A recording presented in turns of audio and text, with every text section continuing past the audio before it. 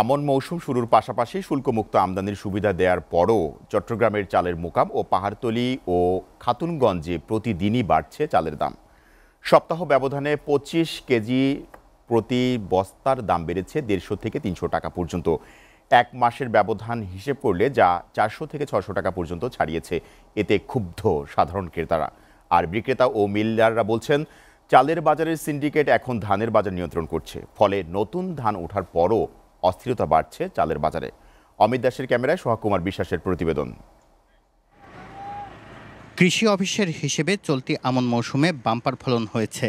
আবহাওয়া অনুকূলে থাকায় ধান কাটা থেকে শুরু করে মাড়াইয়েও তেমন কোনো ঝক্কি ঝামেলা পোহাতে হয়নি কৃষকের। তাই অন্যান্য বারের চেয়ে কিছুটা হলেও দাম কমার কথা বাজারে, কিন্তু বাস্তবতা একেবারেই উল্টো। উত্তরাঞ্চলের ধানের মোকামে বাড়ছে দাম, ফলে অস্থিরতা ছড়িয়ে পড়েছে চালের বাজারেও।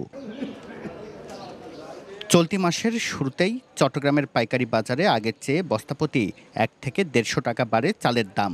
দিন যত যাচ্ছে চালের দাম ততই বাড়ছে। এক মাসের ব্যবধান ধরলে 50 কেজির বস্তায় 400 থেকে 600 টাকা বেড়েছে সব ধরনের চালের দাম। এতে সবচেয়ে বিপাকে পড়েছে নিম্ন ও মধ্যম আয়ের মানুষেরা। তো একটা বস্তাতে 200-250 টাকা বেড়ে গেছে, তো এটা তো অস্বাভাবিক একটা কথা। এটা তো বুঝায় পড়ো তাই যে গরিব গুণা মানুষ, আমরা তো ডেলি কাজ করি খাইতেছি। এখন আমরা 100 টাকা 80 টাকা দিয়ে চাল কিনে খাওয়া সম্ভব? 40 টাকা চাল 60 টাকা খাই, আলুর কেজি খাই 60 টাকা, লব্বসার কেজি খাই 100 টাকা। সব জিনিসের দাম বাড়তি, তো কেমনে চলবো আমরা? এরা বলছেন, অন্তর্বর্তী সরকার ক্ষমতায় এসে চালের বাজার স্থিতিশীল রাখতে বিনা শুল্কে চাল আমদানির অনুমোদন দেয়, কিন্তু আমদানিকারকরা নানান অজুহাতে চাল আনেনি। ফলে সংকট ঘনীভূত হয়েছে বেশি। আমদানির অনুমোদন দিতে যে চাউলটা আছে এটা একটু নর্মাল প্রকৃতির চাউল, ওই চাউলটা মার্কেটে এমন চাহিদা, যেটা ওদের 2600 টাকা ছিল আমদানি আনার পর, যেটা 52 টাকা 51 টাকা বিক্রি করছে, এটা এখন ওইটা 53-54 টাকা। তাহলে ওইটা 2800 টাকা, ওইটাও 200 টাকা বাড়িয়েছে। মিলাররা বলছেন, দীর্ঘদিন ধরে 6টি বড় কর্পোরেট গ্রুপ সিন্ডিকেট করে উত্তরাঞ্চলের চালের বাজার নিয়ন্ত্রণ করত। এবার তারা প্রথমবারের মতো ধানের মোকামেও ঢুকেছে। ফলে সংকট ছড়িয়ে পড়েছে প্রান্তিক পর্যায়ে।